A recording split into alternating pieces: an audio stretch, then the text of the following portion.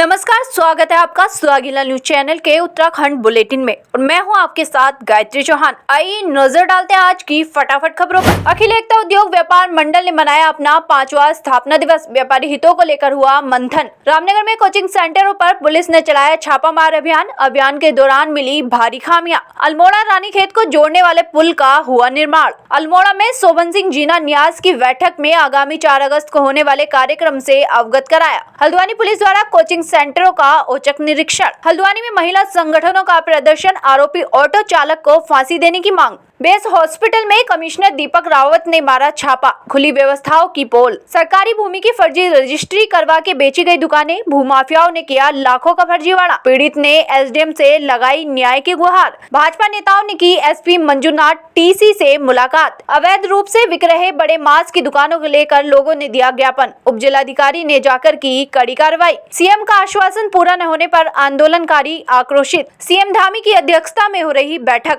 उत्तराखंड में जल्द होंगे निकाय चुनाव। सरकारी भूमि पर अवैध अतिक्रमण पर कार्रवाई रहेगी। अब खबरें विस्तार से। अखिल एकता उद्योग व्यापार मंडल द्वारा 5वां स्थापना दिवस दो नहरिया स्थित K11 होटल में मनाया गया। कार्यक्रम की अध्यक्षता प्रदेश अध्यक्ष विशाल शर्मा ने करते हुए अपने संबोधन में संगठन द्वारा देश भर में व्यापारी हितों के लिए किए गए कार्य बताते हुए आगामी संगठन द्वारा होने वाले कार्यक्रमों के बारे में जानकारी देते हुए बताया कि आगामी 15 अगस्त को एक शाम व्यापारियों के नाम कार्यक्रम का आयोजन किया जाएगा, जिसमें व्यापारियों को इंश्योरेंस पॉलिसी देकर सुरक्षित किया जाएगा और शीघ्र हल्द्वानी में व्यापारी भवन बनाने के लिए रणनीति पर काम किया जाएगा। वहीं व्यापारियों के हितों को ध्यान में रखते हुए एक रूपरेखा तय की जाएगी, जिससे भविष्य में तमाम व्यापारियों को लाभ मिल सकेगा। इस मौके पर प्रदेश जिले नगर में आज कई पदाधिकारी को मनोनीत किया गया, जिसमें वरिष्ठ अधिवक्ता बिंदेश गुप्ता को मुख्य सलाहकार एवं हल्द्वानी के जाने माने कोलोनाइजर एवं समाज सेवी विजयपाल को वरिष्ठ प्रदेश उपाध्यक्ष,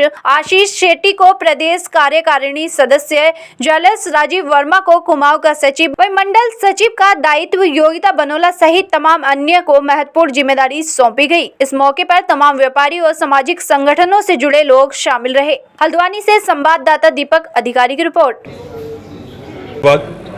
मैं आपको बताना चाहूँ, जैसे कि सरकार आप देख रहे हैं कि शहर बढ़ रहा है और चौड़ीकरण भी हो रहा है। मैंने पिछली बार भी आपको बोला था, अगर जो जायज़ है, जो सरकार के जो चौड़ीकरण में दायरे में आते हैं, वो तो ठीक है। व्यापारी वहाँ खड़ा है, खुद भी वो अपनी दुकानें तोड़ रहा है। अगर नाजायज़ किसी व्यापारी की दुकान तोड़ी जाती है, चाहे वो छोटा व्यापारी हो या बड़ा हो, ऐसा नहीं कि बड़ा व्यापारी है तो वहाँ पर उसकी सरकार दुकान तोड़ेगी और छोटे व्यापारी की नहीं तोड़ेगी। सबके लिए नियम एक जैसे हैं। हमारा संगठन और तमाम व्यापारी हल्द्वानी भाई के किसी के साथ भी उत्पीड़न होता है, आपने जैसा देखा होगा, इस संगठन की तब आवश्यकता पड़ी जब दूसरे संगठन काम नहीं कर रहे हैं। मैं अपने संगठन के माध्यम से, अपनी पूरी टीम के माध्यम से, अगर किसी का उत्पीड़न होता है तो हम 24/7 उसके साथ खड़े हैं। चाहे कोई भी किसी तरीके से कोई पीड़ित होता है, आपको दिखेगा ये प्रैक्टिकल उस व्यापारी के साथ खड़ा हुआ। सर, आपने कहा कि कोई संगठन, देखिए, मैंने हर बार यही बोला है, अगर नॉर्मल काम करना वो काम संगठन का नहीं है, वो कोई भी व्यापारी अपने हैंड से भी कर सकता है। दूसरी बात रही, हमने उन संगठनों को भी बोला हुआ है, जब व्यापारी को कोई दिक्कत होती है, तमाम आप हमें बुलाइए, हम आपको इनविटेशन दे रहे हैं, उस समय व्यापारी हित के लिए एक मंच पर आप आइए। क्योंकि हम सब अगर एक होंगे, अगर जिस दिन व्यापारी ये ठान लेगा कि सरकार हमारी नहीं सुन रही है, सारे संगठन जितने भी हैं, चाहे हल्द्वानी में, पूरे उत्तराखंड में हो, अगर हम ये कह दें कि सारे व्यापारी हित के लिए अगर इसको मेयर बनाना है, चाहे किसी भी संगठन को, हमें इससे मतलब नहीं है, तो कोई दुनिया की ताकत ऐसे रोक नहीं सकती। क्योंकि व्यापारी के टैक्स से ही सरकार चलती है। और आज हम इसलिए ये बात इतनी बार बार बोल रहे हैं, अगर करा होता तो यहाँ व्यापारी भवन होता। आज हल्द्वानी में पूरा हब है, पूरे उत्तराखंड कुमाऊं का, यहाँ एक व्यापारी भवन तक नहीं है। तो आप देखिएगा आने वाले समय में, हम किसी को छोटा बड़ा नहीं बोल रहे हैं, लेकिन हम इतना जरूर है अपने काम से उन सबको जवाब देना चाहते हैं। अगर इसी संगठन की आज में प्रदेश में जरूरत पड़ी, इसलिए पड़ी क्योंकि आप ग्राउंड पे कोई काम प्रैक्टिकल नहीं कर रहा है, ये सभी लोग जानते हैं। धन्यवाद। अखिल उद्योग व्यापार मंडल जो आज इस धरातल पर आया, उत्तराखंड की धरती पर अब नया काम करने के लिए आया है, वो ग्रामीण क्षेत्रों के विकास के लिए, छोटे जो व्यापारी हैं उनके विकास के लिए ही काम करेगा। क्योंकि बहुत सारे उनकी दुख परेशानी होती हैं, उसके लिए धरातल पर उतरने का पूरा प्रयास करेगा। इसलिए ग्रामीण इकाइयों को हम बढ़ावा दे रहे हैं और लगातार उन व्यापारियों के लिए हित चिंतन के लिए काम कर रहे हैं। क्योंकि और अन्य व्यापार मंडल भी इस शहर में होंगे, लेकिन हमारा व्यापार मंडल हर एक छोटे व्यापारी, ठेले, फल और गरीब तबके के व्यापारी के पास भी जा करके उनके दुख और उनके विषयों को समझने की कोशिश करेगा और जो भी उनकी परेशानी आएगी उनको दूर करने के लिए व्यापार मंडल खड़ा है। तो मैं इस व्यापार मंडल के सभी सदस्यों को बधाई देना चाहता हूं जिन्होंने आज ज्वाइन किया है। तो इस व्यापार मंडल की आवश्यकता इसलिए पड़ी क्योंकि शहर में और भी कई सारे व्यापार मंडल हैं, लेकिन आपने कई बार देखा होगा कि सब लोग अपनी अपनी राजनीतिक व्यापार मंडल कम और राजनीतिक मंच ज़्यादा बन गए। और जब तक आप व्यापारियों की आवाज़ नहीं उठाएंगे तो कोई भी व्यापार मंडल सफल नहीं हो सकता है। तो हम लोगों ने ये सोचा है कि अब हम व्यापारियों के हित के लिए काम करेंगे और मजबूती से उनकी आवाज़ शासन प्रशासन तक उठाएंगे। मैं देखती हूँ कि सबसे पहले तो जहाँ मातृशक्ति होती है वो संगठन हमेशा से जो है आगे बढ़ता है। इन लोगों ने मातृशक्ति को शामिल करके अपने संगठन को वैसे ही मजबूत कर लिया है और मैं उम्मीद करती हूँ कि जिस तरह से यहाँ पर व्यापार के जो गणमान्य लोग जुड़ रहे हैं, हमारे व्यापारी भाई, उम्मीद करती हूँ कि बहुत अच्छे से कार्य करेगा और इसको ऊंचाइयों तक ले जाएगा। मेरा नाम मेघा जोशी, नगर अध्यक्ष हल्द्वानी। आपको बता दें, कुछ दिन पूर्व दिल्ली में स्थित बेसमेंट में संचालित एक कोचिंग सेंटर में पानी भरने के दौरान वहां शिक्षा ग्रहण कर रहे 6 छात्रों की दर्दनाक मौत के बाद उत्तराखंड सरकार भी पूरी तरह अलर्ट मोड पर है, जिसके क्रम में गुरुवार को रामनगर में पुलिस प्रशासन द्वारा विभिन्न कोचिंग सेंटरों पर छापामार कार्रवाई की गई। कार्रवाई के दौरान कई कोचिंग सेंटरों पर जहां एक और भारी अनियमितताएं मिली तो वहीं कोचिंग सेंटर बिना अनुमति के संचालित दिखाई दिए। इस संबंध में जानकारी देते हुए कोतवाली के वरिष्ठ उप निरीक्षक मोहम्मद यूनुस ने बताया कि कार्रवाई के दौरान ऐसे कई कोचिंग सेंटर मिले हैं जो बिना अनुमति के चल रहे थे। रामनगर से संवाददाता राजीव अग्रवाल की रिपोर्ट। ये नगरपालिका में बहुत पार्टी थी, टोटल नंबर तो 5 और मतलब एवरेज 20 बच्चे का सुना तो 100 वाले 5 मतलब 1 दिल्ली में अभी कुछ दिन पहले एक हादसा हुआ था कोचिंग सेंटर के बेसमेंट में। उसी को लेकर ये प्रशासन का आदेश है, शासन प्रशासन का। उसी के परिप्रेक्ष्य में हमारे द्वारा कोचिंग सेंटरों की जांच की जा रही है। कोचिंग सेंटरों में छात्रों की सुविधाओं के लिए, उनकी सुरक्षा के लिए इमरजेंसी एग्ज़िट और आग से बचाव की जो साधन वगैरह हैं उनके जो यंत्र हैं वगैरह उनकी चेकिंग की जा रही है और जिनमें अनियमितता पाई जा रही है उनको समय दिया जा रहा है कि वो अपनी जो त्रुटियां हैं उनको सुधार लें। उसके बाद उनके खिलाफ कार्रवाई की जाएगी। सर, अभी तक जो जांच की गई है तो देखा गया है कि लगातार अनियमितताएं मिली हैं, परमिशन भी नहीं है लोगों को। जी, इस बारे में अभी उन लोगों को थोड़ा नॉलेज कम है क्योंकि धीरे धीरे ये लोग पहले छोटे कमरे में चलते थे या बड़े बड़े कमरों में आ गए हैं, लेकिन परमिशन वगैरह कुछ लोगों के पास नहीं है। तो अभी इन लोगों को टाइम दे दिया गया है, अपना 1 हफ्ते के बीच में अपनी ये परमिशन वगैरह की प्रक्रिया पूरी करेंगे। उसके पश्चात इन पे अगर ये नहीं लेते हैं तो कार्रवाई की जाएगी। बता दें कि 6 जुलाई को रामनगर में मोहान के पास रानीखेत को जाने वाले रास्ते पर पनियाली स्रोत पर बना पुल टूट गया था। पुल के टूटने के कारण रामनगर से रानीखेत को जाने वाले यात्रियों को काफी परेशानी का सामना करना पड़ रहा था। बता दें कि यह पुल अल्मोड़ा जनपद विधानसभा क्षेत्र सल्ट के खैरना मोहान चौड़ी घट्टी मोटर मार्ग 105 पर बना ब्रिटिश कालीन पुल था, जो 6 जुलाई को धंस गया था, जिसके चलते रामनगर सहित सैकड़ों ग्रामीण क्षेत्रों का आवागमन बाधित हो चुका है। लेकिन जिला प्रशासन की त्वरित कार्रवाई से 3 सप्ताह के भीतर पुल बनकर तैयार होने के बाद आज आम जनता के लिए पुल को सुचारू कर दिया गया है। आज अल्मोड़ा जिलाधिकारी विनीत तोमर, सल्ट विधायक महेश जीना द्वारा पुल का उद्घाटन किया गया। इस अवसर पर जिलाधिकारी ने कहा कि मुख्यमंत्री के तत्काल निर्देश के बाद आज यह बेली ब्रिज लोगों के आवागमन के लिए खोल दिया गया है। रामनगर से संवाददाता राजीव अग्रवाल की रिपोर्ट। जुलाई के प्रथम सप्ताह में 7 या 8 तारीख के आसपास जो बारिश हुई उसमें यह पुल बह गया था। माननीय मुख्यमंत्री जी ने इस समय निर्देश दिए हुए हैं कि अगर कहीं भी आपदा से कोई भी क्षति होती है या आवाजाही प्रभावित होती है उस पर तत्काल कार्रवाई करके उसको सुचारू किया जाए। जिस दिन ये घटना हुई थी उसके अगले दिन ही हम लोग यहाँ मौके पर आ गए थे और विभाग के अधिकारी भी थे। सभी निर्देश दिए गए थे कि इसको जल्दी से जल्दी सुचारू किया जाए, बैली ब्रिज की व्यवस्था की जाए। तो हल्द्वानी में बैली ब्रिज हमारे पास उपलब्ध था, उसको तत्काल वहाँ से मोबाइलाइजेशन स्टार्ट किया गया। विभाग ने तुरंत कार्रवाई की है। PWD ने इसमें भी बहुत अच्छा काम किया है, तरीके से कार्य पूरा हो पाया और इससे हमारा भद्रोज कांड भिकिया सेठ जितना भी पूरा एरिया जो रामनगर से जुड़ता है सभी को जो बाधित हो गया था ट्रैफिक वो इससे खुल गया, कनेक्टिविटी दोबारा सुचारू कर दी गई।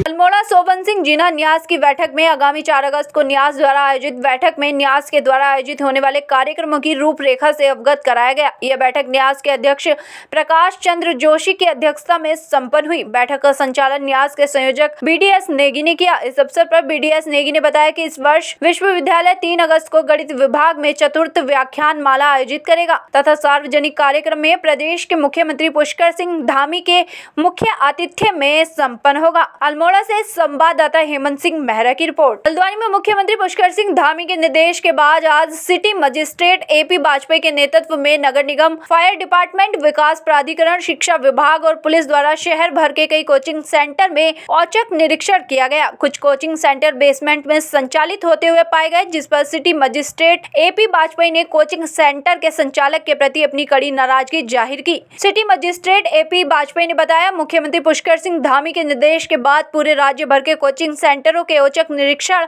और चेकिंग किए जा रहे हैं। ऐसे में डीएम नैनीताल के निर्देश पर एक कमेटी बनाई गई है, जिस पर कार्रवाई की गई है। हल्द्वानी से संवाददाता दीपक अधिकारी की रिपोर्ट। देखिए, ये माननीय मुख्यमंत्री जी द्वारा भी जो निर्देश दिए गए हैं उसी क्रम में जिलाधिकारी महोदय ने एक समिति गठित की है और उसमें विकास प्राधिकरण के साथ अग्निशमन विभाग, पुलिस विभाग, शिक्षा विभाग, अन्य विभागों के लोग हैं। तो जो भी बेसमेंट में विशेषकर कोचिंग या ट्यूशन सेंटर या इस तरह की गतिविधियाँ संचालित कर रहे हैं, उनकी हम लोग जाँच कर रहे हैं। विभागीय जो मानक हैं उसके आलोक में सभी विभागीय अधिकारी अपने अपने मानकों के क्रम में इसका परीक्षण कर रहे हैं और इसमें फिर जो अभी निर्देश आए हैं उसी क्रम में फिर अग्रिम कार्रवाई इसमें की जाएगी। Thank you sir. चाहे तो एक साथ होनी चाहिए, सब लोग एक साथ बैठना ही नहीं चाहते। पापा, ट्राई दिस। लो, सब लपक लिए।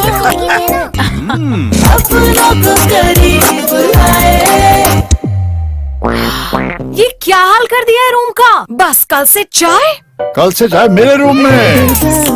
देवर पर नमकीन। हल्द्वानी में विगत दिनों नाबालिग छात्रा के साथ हुए दुष्कर्म के मामले में आरोपी को फांसी दिए जाने की मांग को लेकर शहर की महिलाओं के विभिन्न सामाजिक संगठनों ने एकजुट होकर एसडीएम कोर्ट में प्रदर्शन किया और आरोपी को फांसी दिए जाने की मांग की। एसडीएम कोर्ट में प्रदर्शन करने आई महिलाओं ने कहा कि आज समाज में महिला अपराध लगातार बढ़ रहे हैं, हमारी बेटियां सुरक्षित नहीं है। ऐसे में महिलाओं की सुरक्षा के प्रति कठोर कानून बनाते हुए नाबालिग छात्रा के साथ दुष्कर्म के आरोपी को फांसी की सजा दी जानी चाहिए। हल्द्वानी से संवाददाता दीपक अधिकारी की रिपोर्ट। मैं चाहूंगी कि इस वारदात को सच में ऐसी सजा दी दे। आज ऑटो चालक ने किया है, हो सकता है कल कुछ और करें। हमारे बच्चे बसेस में जा रहे हैं, हमारे बच्चे ऑटोज में जा रहे हैं, हमारे बच्चे वैन में जा रहे हैं। ट्रांसपोर्टेशन हमारे लिए बहुत जरूरी है अगर हम अपने बच्चों को पढ़ाना चाहें, हम अपने बच्चों को आगे बढ़ाना चाहें। इसका मतलब क्या है, हम क्या किया जाए, या तो लड़कियों को घर के अंदर बिठा दे। एक तरह से हम कहते हैं बेटी को पढ़ाओ और बेटी पढ़ने के लिए सुरक्षित नहीं है, तो इसका क्या किया जा सकता है। इस चीज का मैं न्याय मांगती हूँ और मैं कड़ी से कड़ी सजा चाहूंगी उनको देने के लिए, क्योंकि आज एक लड़की के साथ ये हुआ, आगे हर माँ बाप को दिल में एक डर और वहम बैठ जाएगा। ये खास करके हल्द्वानी के लिए नहीं, मैं हर जगह के लिए चाहूंगी कि ये कदम उठे जाए, सुरक्षा दी जाए। We want safety and we just want safety for daughters. जो हमारे शहर में 2 दिन पहले एक घटना हुई है, एक 16 साल की बच्ची के साथ ऑटो में दिन दहाड़े दुष्कर्म हुआ है। उस व्यक्ति को फांसी की सजा दिलाने के लिए फांसी की सजा दिलाने की मांग को लेकर आज हम सब यहाँ पर एकत्रित हुए हैं। बस यही मांग है कि उसको फांसी की सजा हो, ताकि आगे कोई भी इस तरह के काम करने, इस तरह की दुष्कर्म करने की कभी भी कोशिश ना करे। और पुलिस प्रशासन के खिलाफ भी हमारी आवाज है कि दिन दहाड़े किस तरह से ऐसी घटना शहर के अंदर हो सकती है। कानून व्यवस्था सुधारने की कोशिश हमारे प्रदेश में जरूर होनी चाहिए, क्योंकि हम देख रहे हैं कि पुलिस लगातार क्राइम और कानून व्यवस्था बनाने में असफल रही है। और ये बहुत बड़ा एक मुद्दा है कि किस तरह दिन दहाड़े ऐसी घटना हो सकती है हमारे शहर के अंदर। हिमांशु आर्य, प्रदेश उपाध्यक्ष, युवा कांग्रेस उत्तराखंड। 16 वर्ष की बच्ची के संग हल्द्वानी में पहली बार दिन दहाड़े एक बलात्कार जैसी सूचना जब समाज को मिलेगी, तो शायद सोया हुआ समाज आज तक किसी का होता था तो उसको छुपा दिया जाता था, वो उजागर करने के लिए कई संगठनों द्वारा एक साथ आज इसमें ज्ञापन दिया गया है सिटी मजिस्ट्रेट साहब को कि इस पे कार्रवाई हो। नदीम नाम के व्यक्ति ने ऑटो चालक के दौरान, जिस समय वो संगीत की क्लास लेने जा रही थी, बच्ची 16 वर्ष नाबालिग लड़की के संग बलात्कार किया, दिन दहाड़े बलात्कार किया है। सबसे गहरी बात तो ये जो हम लोगों के संज्ञान में और हृदय में बैठी है कि हल्द्वानी शहर में ऐसे अपराध, जो पहाड़ी क्षेत्र इतना शांत प्रिय संस्कृति से सुव्यवस्थित शहर, इसमें ये घटना हो रही है। शर्मनाक बात है, हम लोग इसकी घोर निंदा करते हैं। सारी महिला संगठन आज एक साथ यह ज्ञापन दे रहे हैं कि नदीम नाम के व्यक्ति को को किसी भी तरीके से फांसी की सजा दी जाए। आज पहली बार हमें ऐसा लगता है कि अरबी देशों में जो हाथ काटना, चौराहे में सजाए मौत देना, शायद हमें आज पहली बार प्रतीत हो रहा है, शायद वहाँ अच्छा होता है। इसलिए वहाँ हमें नहीं लगता है ऐसी घटना दिन दहाड़े बिना किसी उसके होती होगी, किसी बच्ची के संग घटना होती है। मेरा नाम एडवोकेट पूजा लटवाल। ये ऐसा है, ये नारी की अस्मिता पर चोट पहुंची है, इसलिए सारे संगठन यहाँ पर इकट्ठा हुए हैं। एक नाबालिग लड़की के साथ जो मंगल पड़ाव से जा रही थी अपना संगीत सीखने के लिए, उसको एक बंदा टेम्पो चालक उसमें बैठाता है। उसके बाद ऐसी हल्द्वानी में कौन सी जगह है जहाँ पर कि एक उसका बलात्कार हो जाता है, रेप हो जाता है और किसी को इस बात का पता नहीं लगता। ये बहुत बड़ी बात है। तो अगर इसी तरह से रहा तो हमारी बहू बेटियां सेफ नहीं है। इसलिए हम चाहते हैं इतनी जो ये टेम्पो चालक की, ट्रक चालक की इतनी जो हिम्मत बढ़ रही है, ये पूरे शहर के लिए शर्मसार है। तो इसलिए जो है इनके खिलाफ भी कार्रवाई भी होनी चाहिए और हम चाहते हैं कि इस बंदे को कड़ी से कड़ी सजा हो, इसको फांसी की सजा हो, ऐसी सजा हो ताकि हर टेम्पो चालक या हर व्यक्ति ऐसा कुकर्म करने से, कुकृत्य करने से डरे और भविष्य में ऐसी घटनाएं ना हो। मेरा नाम विद्या महतोलिया है, मैं सौहार्द जन सेवा समिति से हूँ। आज ये संस्था के संयोजन में ही हल्द्वानी के बेस अस्पताल में कुमाऊं कमिश्नर दीपक रावत ने अचानक छापेमारी की। कमिश्नर दीपक रावत बेस अस्पताल में संचालित डायलिसिस सेंटर में पहुंचे, जहां उन्होंने भारी अनियमितताएं देखी। उन्होंने डायलिसिस सेंटर चलाने वाली आउटसोर्स एजेंसी और अस्पताल के CMS को फटकार लगाई। साथ ही 1 महीने का CCTV फुटेज निकालकर चेक करने के निर्देश दिए कि डॉक्टर समय पर उपलब्ध रहते हैं या नहीं। कुमाऊं कमिश्नर ने रोजाना डायलिसिस सेंटर का निरीक्षण करने के अधिकारियों को निर्देश दिए। हल्द्वानी से संवाददाता दीपक अधिकारी की रिपोर्ट। देखिए, हल्द्वानी में जो बेस हॉस्पिटल है, बेस हॉस्पिटल में जो डायलिसिस होती है, ये डायलिसिस एक कंपनी को आउटसोर्स्ड है और यहाँ पे एक दिन में लगभग 70 के आसपास जो पेशेंट्स का लोड है। और पिछले काफ़ी समय से मैं न्यूज़पेपर्स के माध्यम से देख रहा हूँ इसकी शिकायतें प्राप्त हो रही हैं। पहले तो 2-3 बार ऐसा हुआ था कि पानी ख़त्म हो गया था, उसकी शिकायतें थी, उसको फिर इंटरवीन करके रिजॉल्व करा दिया गया। और अभी एक शिकायत आज मैंने देखी है कि बेड्स यहाँ पे नहीं हैं और गत्ता लगा के किसी तरीके से काम चलाया जा रहा है, जो कि काफ़ी गलत है और पेशेंट्स के साथ ऐसा नहीं होना चाहिए। तो मैं आज केवल यही देखने आया था कि यहाँ पे क्या हो रहा है। 2 यहाँ पे डॉक्टर्स होने चाहिए, उसमें से भी एक यहाँ पे नहीं है। तो एक तो मैंने यहाँ पे जो PMSN से कहा है कि आप रेगुलर इंस्पेक्शन करेंगे, दिन में 1 बार यहाँ पे ज़रूर आएंगे। जो भी एजेंसी की ओर से कमी रहती है इन राइटिंग अपनी DG को बताएंगे, उसमें जो भी पीनल मेजर्स हैं उनका भी उल्लेख करेंगे। और उसके बाद भी नहीं होता तो व्यक्तिगत रूप से या तो DM को बताएंगे, DM नैनीताल साहब को बताएंगे या मुझे बताएंगे। सेकेंडली, मैंने ये भी इनसे कहा है कि पिछले 1 महीने का यहाँ पे CCTV का फुटेज निकालें और ये ज़रूर देख लें कि यहाँ पे डॉक्टर्स रहते हैं, नहीं रहते हैं, कब कब रहते हैं, क्या नहीं रहते हैं, क्योंकि ये क्रिटिकल यूनिट है, कभी भी कोई इमरजेंसी आ सकती है। तो डॉक्टर साहब का होना यहाँ पे बहुत ही अनिवार्य है। चंपावत जिले के टनकपुर में भूमाफियाओं के द्वारा सरकारी भूमि में दुकानों का निर्माण कर फर्जी रजिस्ट्री करवाए जाने के 7 लाख रुपए की धोखाधड़ी किए जाने का मामला प्रकाश में है। बता दें, मंगलवार को स्थानीय प्रशासन ने अवैध रूप से बनी 5 दुकानों पर अतिक्रमण हटाओ अभियान के तहत बुलडोजर चलाकर ध्वस्त कर दिया, जिसके बाद अवैध रूप से सरकारी जमीन में दुकानों का निर्माण कर खरीद फरोख्त का बड़ा मामला सामने आया। पीड़ित दुर्गेश कुमार पुत्र ओम प्रकाश निवासी नई बस्ती वार्ड नंबर 5 टनकपुर में SDM को प्रार्थना पत्र देकर 2 कथित भूमाफियाओं के विरुद्ध कार्रवाई करते हुए उनके पास फंसे 20 लाख रुपए दिलाए जाने की मांग की है। पीड़ित दुर्गेश कुमार ने बताया, 2 प्रॉपर्टी डीलरों ने सस्ती दुकानों के नाम पर उसके साथ 2 दुकानों का सौदा किया था, जिसमें से एक दुकान की रजिस्ट्री मेरे नाम पर की गई थी और दूसरी दुकान का बयाना उनके द्वारा मुझसे लिया गया था। बाद में मुझे पता चला कि भूमाफियाओं ने मेरे साथ लाखों रुपए की धोखाधड़ी की है, क्योंकि जो दुकान उन्होंने मुझे बेची है वह सरकारी भूमि में बनाई गई थी, जिसको स्थानीय प्रशासन के द्वारा ध्वस्त कर दिया गया है। इस मामले की पुष्टि के लिए जब रजिस्ट्री के कागज तहसील लेकर पहुंचा तो मुझे पता चला कि भूमाफियाओं के द्वारा फर्जी रजिस्ट्री कराकर सरकारी जमीन पर बनी दुकानें मुझे बेची गई थी। टनकपुर से संवाददाता लक्ष्मण वेस्ट की रिपोर्ट।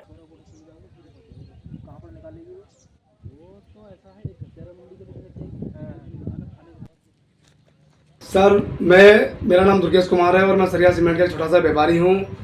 मैंने RD वाली रोड पर शकील खान उर्फ सोनू से मैंने 2 दुकानों का सौदा किया था, जिसमें एक दुकान की रजिस्ट्री मैंने करा चुका हूं और दूसरी दुकान का मैंने बयाना दिया।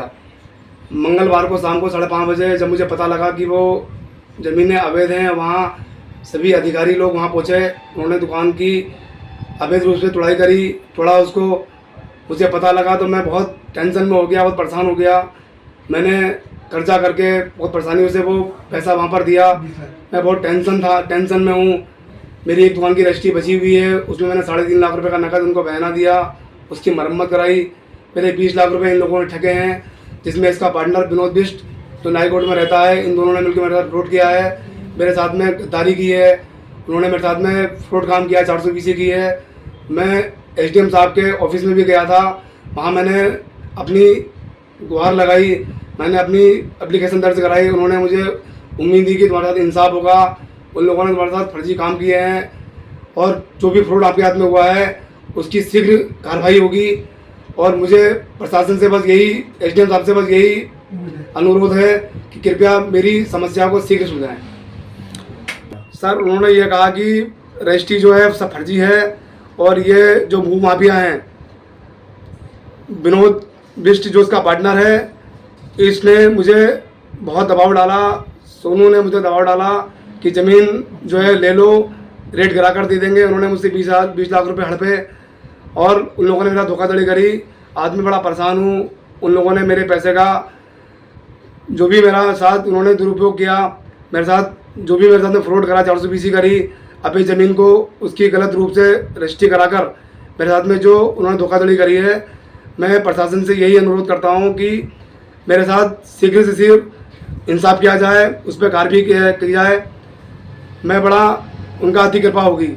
रुद्रपुर में भाजपा नेताओं ने उधम सिंह नगर जिले के SSP मंजूनाथ TC से मुलाकात की और चर्चित सहायता राशि चेक प्रकरण में की गई कार्रवाई की सराहना करते हुए मामले में षड्यंत्रकारियों के खिलाफ कार्रवाई करने की मांग की। इस दौरान भाजपा नेताओं ने कहा कि मुख्यमंत्री राहत कोष के चेक बांटने में रिश्वत मांगने के आरोप में पकड़े गए 2 आरोपी सुरजीत शर्मा और जावेद में जिस प्रकार से पुलिस के द्वारा दोनों भ्रष्टाचारियों के खिलाफ तत्काल कार्रवाई की गई, पुलिस विभाग की उनके लिए सराहना करते हुए बधाई दी।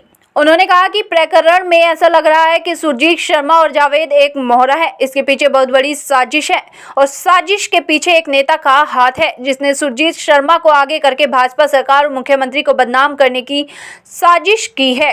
रुद्रपुर से संवाददाता दुर्गेश तिवारी की रिपोर्ट। परसों कुछ लोगों ने पहले एक नेता आने की जरूरत है, हम सब लोग रुद्रपुर की आज जो है बीजेपी का वरिष्ठ पदाधिकारीगण सभी लोग यहाँ पर उपस्थित है।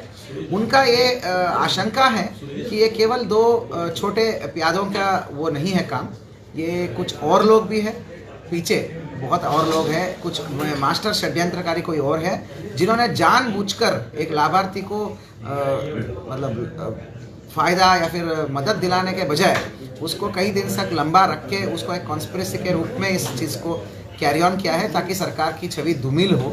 इस प्रकार का कॉन्स्पिरेसी किया गया है, जानबूझकर किया गया है ताकि सरकार की छवि धूमिल हो। ऐसा मतलब बीजेपी का वरिष्ठ पदाधिकारीगण ने एक संदेह व्यक्त किया है और ये चाहते हैं कि जांच का दायरा बड़ा हो और जो भी अगर कोई कॉन्स्पिरेसी और है तो उजागर हो। तो इस ज्ञापन को मैंने स्वीकृत कर लिया है, परंतु मैं आपको बताना चाहूँगा केवल एविडेंस के आधार पर हम काम करेंगे। हमें फिर से CDR में या कोई वॉइस रिकॉर्डिंग मिल जाए या कोई और गवाह मिल जाए जो ये सिद्ध कर दे तो ज़रूर वहाँ तक जड़ तक पहुँचा जाएगा। किसके साथ घूम रहा था ये 1-1.5 महीने से, जो ऐसा एक तरफ वादी को लुभा रहा था, पीड़ित को लुभा रहा था, लेकिन उस 1-1.5 महीने में ये कहाँ घूम रहा था, किस किस के साथ घूम रहा था, कैसे काम कर रहा था और क्या कोई और एविडेंस मिलता है क्या। लेकिन हम जो भी काम करेंगे साइंटिफिक एविडेंस के आधार पर काम करेंगे। भ्रष्टाचारी जेल के पीछे जा रहे हैं। तो मेरा उन लोगों से कहना, उस नेता से कहना है कि षड्यंत्र रचना बंद कर दें। कभी कोई बात लेके आ जाते हैं, कभी कोई बात लेके आ जाते हैं। ये कौन सा तरीका है भाई? तुम बताओ ना, तुमने कौन सी जनता के लिए कौन से धरने पे बैठे हो आज तक, बताओ जनता के हित में। तुम्हें बस एक ही चीज़ नज़र आती है कि ये क्या हो गया, ये क्या कौवा कान ले गया, कभी कुछ हो गया, कभी कुछ हो गया, यही बात करते हो तुम जनता के मुद्दों पर आओ ना, बताओ जनता के मुद्दों पर। हम राशन दे रहे हैं, हम सड़कें बना रहे हैं, हम देखिए कितने मेडिकल कॉलेज बन रहे हैं। आज देखिए 4 धाम यात्रा किस तरह से हमारे मुख्यमंत्री जी चिंतित हैं, हर चीज़ में हम काम कर रहे हैं, लेकिन उस पर कोई बात नहीं कि उन्होंने तो सिर्फ एक ही बात, एक ही रट्टा लगा रखा है कि कोई ना कोई एक सुगूफा लेके आ जाते हैं। लेकिन जनता अब सब समझ चुकी है, तुम्हारे बड़बोलेपन को समझ चुकी है, तुम्हारे इस तरह के झूठ फरेब को समझ चुकी है। अब झूठ की कला अब तुम्हारी ज़्यादा दिन चलने वाली नहीं है। मेरा तो कहना है जिस तरह से देश में पप्पू है तो मेरे रुद्रपुर में ये गप्पू है। जिस तरह से देश में पप्पू है, पप्पू ने पूरे देश में हम लोगों को खाली बिना फालतू की बातें करता है, उसी तरह से ये रुद्रपुर में गप्पू पैदा हो गया है। ये सिर्फ अपने गपोलेपन पे लगा पड़ा है, सिर्फ बोलना जानता है, किसी की सुनता ही नहीं है। और क्या बोल रहा है, बिना सर पैर की बात कर रहा है, बिना सर पैर की बात, जिसका कोई औचित्य नहीं है। अरे चेक प्रकरण कितने लगभग 15 दिन पहले ऑडियो रिकॉर्डिंग ये लोग करवाते हैं और 15-20 दिन बाद इस प्रकरण का खुलासा प्रकरण को लेके आ जाते हैं। तो ये पूरी तरह षड्यंत्र है। सुरजीत शर्मा का जेल में जाना उस नेता का षड्यंत्र है, ये उजागर करता है। सुरजीत शर्मा का जेल में जाना उस नेता की साजिश है, इस बात को ये साबित करता है, ये साबित हो गया है। और अभी हमने मांग की है कप्तान साहब से कि इसकी जांच होनी चाहिए, पूरी तरह सच्चाई से जांच होनी चाहिए, ईमानदारी से जांच होनी चाहिए। और जब सच्चाई निकल कर आएगी तो आपको मैं पूरे दावे के साथ कह सकता हूं वह नेता इसमें शामिल रहेगा। देखिए, 2 दिन पहले एक प्रकरण आया था सामने, जिसमें मुख्यमंत्री राहत कोष से 5,000 रुपये के चेक पर 2 या 3,000 रुपये की रिश्वत का प्रकरण आया था। उसमें कल एक मुख्य साजिशकर्ता के रूप में सुरजीत शर्मा को पुलिस ने अरेस्ट करके जेल भेजा है। हमारा सबका ये मांग थी माननीय कप्तान साहब से कि इस प्रकरण की पूरी जांच होनी चाहिए और इसमें जो इस प्रकरण में मुख्य साजिशकर्ता है, जिसका नाम अभी उजागर नहीं हुआ है, उसका नाम भी उजागर होना चाहिए और उसके खिलाफ भी कार्रवाई होनी चाहिए। क्या लगता है? देखिए, पुलिस है जिस किसी भी मामले में एक छोटा सा भी कहीं उसको सबूत नहीं मिलता है, साक्ष्य नहीं होता है, उसमें पुलिस उस केस को खोल देती है। इसमें साक्ष्य हैं, एविडेंस है, इसमें वीडियो है पुलिस के पास में, ऑडियो हैं। उस ऑडियो के आधार पे पुलिस कार्रवाई करेगी और हमें पूरी उम्मीद है कि जो मुख्य साजिश करता है उसके खिलाफ कार्रवाई होगी।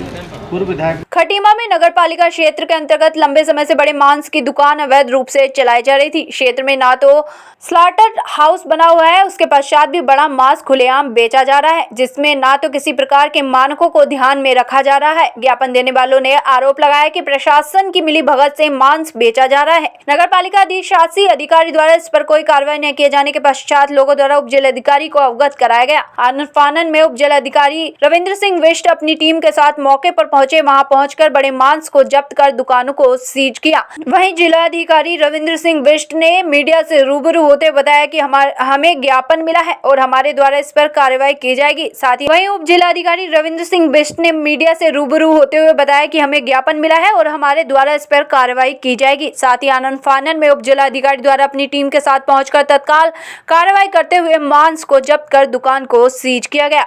खटीमा से संवाददाता ईश्वर सिंह की खास रिपोर्ट। सावन का महीना जो था कांवड़ियाँ यहाँ पर यात्रा करते हैं, हरिद्वार से जाकर वो अपने गंतव्य स्थान में अपने कांवड़ को ले जाते हैं। इसमें हमारे निर्देश ये प्राप्त है कि जो भी रास्ते में जहाँ से कांवड़ियाँ गुजरते हैं उसमें मीट मांस की दुकान या कोई भी ऐसे रेस्टोरेंट जहाँ पर ये मीट परोसा जाता है उसको बंद कर दिया जाए अग्रिम आदेशों तक, जब तक कि कांवड़ी यात्री यहाँ पर चलते हैं, ताकि कोई भी उपद्रव ना हो। उसके लिए मैंने लेटर ईओ साहब को, नगर पालिका ईओ को पहले ही लिख दिया है। लेकिन कुछ शिकायत ये भी प्राप्त हो रही है कि यहाँ पर बड़े मांस का कटान किया जा रहा है बिना स्लॉटर हाउस के, क्योंकि खटीमा क्षेत्र में कोई भी स्लॉटर हाउस अभी फंक्शनल नहीं है। किच्छा में एक फंक्शनल है, लेकिन वहाँ से मीट यहाँ पर नहीं आ रहा है। माननीय उच्च न्यायालय के ये आदेश है कि कोई भी मांस की बिक्री तभी हो सकती है जब वो स्लॉटर हाउस में कटे, क्योंकि उसमें फिर डॉक्टर उसको वेरीफाई करते हैं कि वो स्वस्थ जानवर है। अगर ऐसा नहीं हो रहा तो इसके खिलाफ हम कार्रवाई करेंगे और सीज करने की कार्रवाई, मुकदमा दर्ज करने की कार्रवाई करेंगे। नूरी मस्जिद के आसपास शिकायत प्राप्त हुई थी कि बिना स्लॉटर हाउस के यहाँ पर जो बड़े मांस को है काटा जा रहा है और बिक्री किया जा रहा है। इस सिलसिले में आज मैंने छापामारी और एक दुकानदार यहाँ पर हमने जिसमें ये बड़ा मांस बिक्री करते हुए मिला गया, उसको हमने सीज कर दिए और मांस को जब्त कर लिया, उसको दफना देंगे और विधिक कार्रवाई की जाएगी। क्योंकि नगर पालिका को मैंने एक लेटर परसों ही लिख दिया था कि क्योंकि कांवड़ का महीना है, कांवड़ लोग यहाँ पर यात्री जा रहे हैं और सावन का महीना है, तो इन चीज़ों में लगाम रखें। लेकिन उनके द्वारा शायद इसमें कोई प्रभावी कार्रवाई नहीं की। आज मैं स्वयं आया हूँ और मैंने इसमें कार्रवाई कर दी। ये जो पवित्र सावन के महीने में हर किसी की धार्मिक आस्था है और हम लोग चाहते हैं कि किसी की धार्मिक आस्था के साथ में कोई खिलवाड़ ना हो। और जिस तरीके से प्रशासन अपनी मुस्तैदी से काम कर रहा है कि मुख्य मार्गों पे उनको रोक रहा है, होटल और ढाबे जो है बंद कराए जाए हैं, लेकिन उसके बावजूद ना बड़े जानवर की मांस की अवैध रूप से बिक्री हो रही है यहाँ पर। और चाहे तो एक साथ होनी चाहिए, सब लोग एक साथ बैठना ही नहीं चाहते। पापा, try this. लो सब लपक लिए।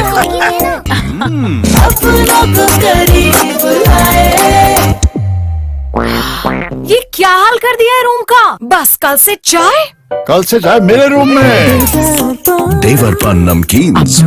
खबर उधम सिंह नगर के बाजपुर से है, जहां 20 गांव की 5,838 एकड़ भूमि के सरकार द्वारा छीने गए भूमिधरी अधिकारों को लेकर तहसील परिसर में चल रहे भूमि बचाओ आंदोलन को आज 1 वर्ष पूरा हो गया है। 1 वर्ष पूर्ण होने पर बुधवार को तहसील परिसर में आंदोलन स्थल पर हवन यज्ञ कर सरकार की बुद्धि शुद्धि की कामना की गई। हवन यज्ञ में वरिष्ठ व्यापारी नेता निरंजन दास गोयल, चंद्र प्रकाश मित्तल, दर्शन लाल गोयल, अशोक गोयल, मनोज गुप्ता, जगतार सिंह बाजवा, राजनीत सिंह सोनू सहित सभी की उपस्थिति में आहुतियां दी गई। हवन यज्ञ के उपरांत आंदोलन स्थल पर किसानों, मजदूरों, व्यापारियों की बैठक में वक्ताओं ने सीएम द्वारा दिए गए आश्वासन पूरा न होने पर जमकर भड़ास निकालते हुए वक्ताओं ने कहा कि मुख्यमंत्री द्वारा बड़ी मजबूती से प्रभावितों को न्याय देने का आश्वासन दिया गया था, जिसके चलते पिछले लंबे समय से आंदोलन को तेज नहीं किया गया।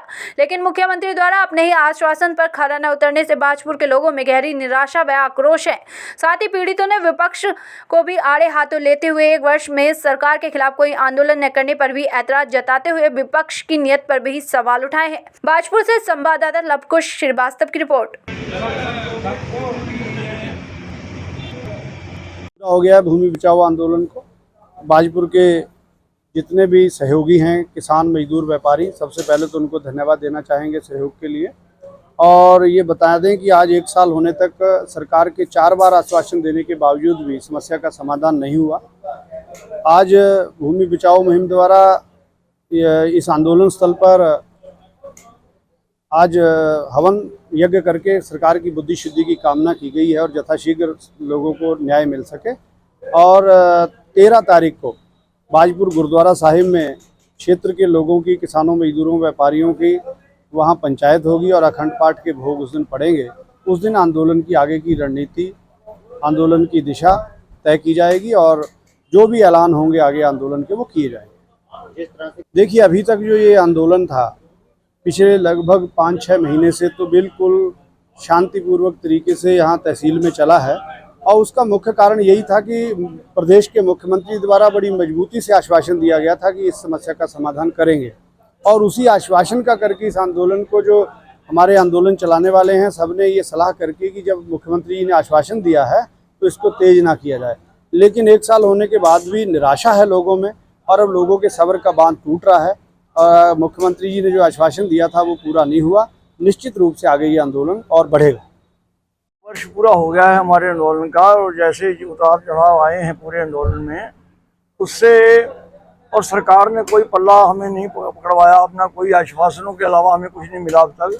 तो किसान, पूरे क्षेत्र के किसान जो हैं, जिनकी भूमि गई है और जिनकी भूमि नहीं गई है, वो भी बहुत परेशान है और बहुत गुस्से में हैं। लेकिन अभी तक तो हमारे जो सीनियर नेता हैं उन्होंने संभाले रखा है, इसको रोके रखा है लोगों को।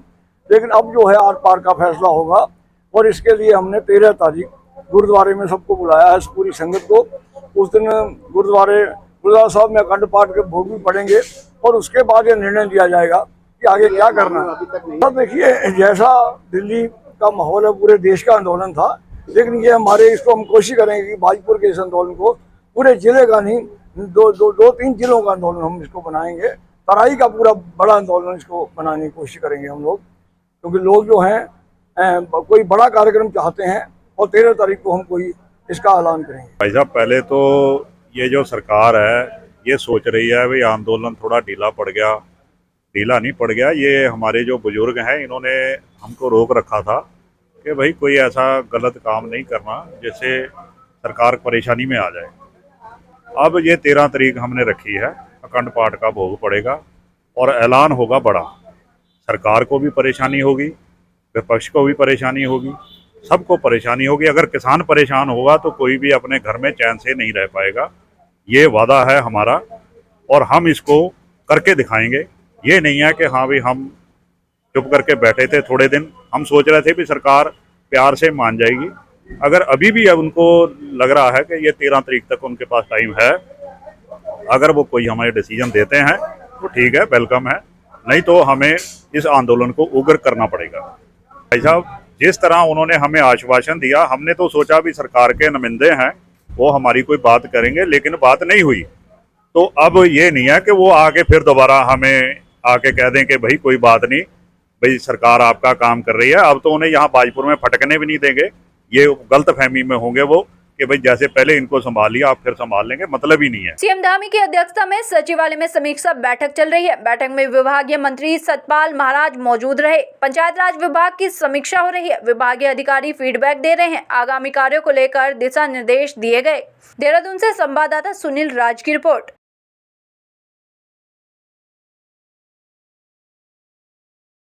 सितंबर में प्रस्तावित निकाय चुनाव को लेकर शहरी विकास मंत्री प्रेमचंद्र अग्रवाल ने कहा कि सरकार नगर निकाय चुनाव के लिए तैयार है। जल्दी उत्तराखंड में नगर निकाय चुनाव होंगे। उन्होंने कहा कि इसके लिए चरणबद्ध तरीके से काम को अंतिम रूप दिया जा रहा है। बताया गया कि मतदाता सूची का काम पूरा हो चुका है। सीमांकन का कार्य अंतिम चरण में है। साथ ही कहा कि आरक्षण की स्थिति स्पष्ट होते ही चुनाव करा दिए जाएंगे। देहरादून से संवाददाता सुनील राज की रिपोर्ट।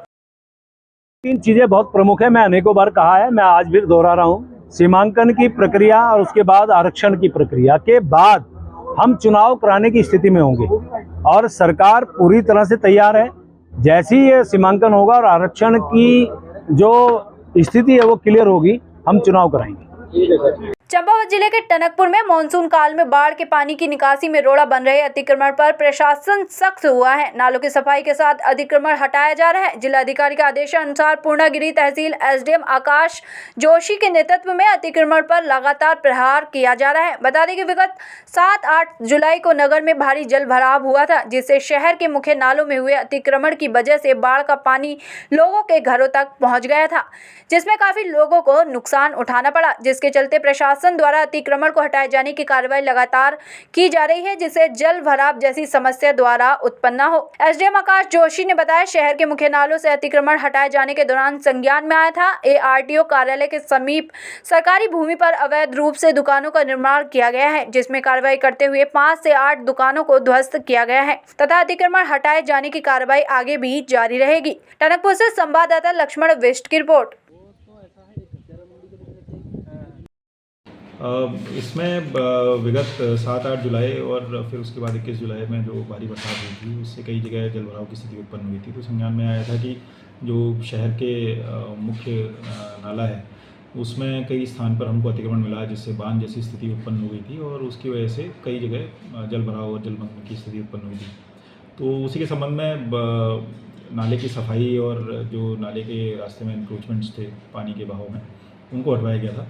और इसी कार्रवाई के दौरान संज्ञान में आया था कि कुछ दुकानें भी बनी हैं जो सरकारी भूमि पर हैं, तो एंटी इंक्रोचमेंट के तहत उन पर कार्रवाई पूर्व में भी की जाती रही है और भविष्य में भी की जाती रहेगी। अभी 5 से 8 दुकानें हमने ध्वस्त करी हैं और आगे इसमें जैसे जैसे हमको खबर मिलती रही है हम करवाते रहेंगे इसमें कार्रवाई। आज के लिए इतना ही और अन्य खबरों के लिए जुड़े रहिए सुरागीलाल न्यूज़ चैनल के साथ। धन्यवाद।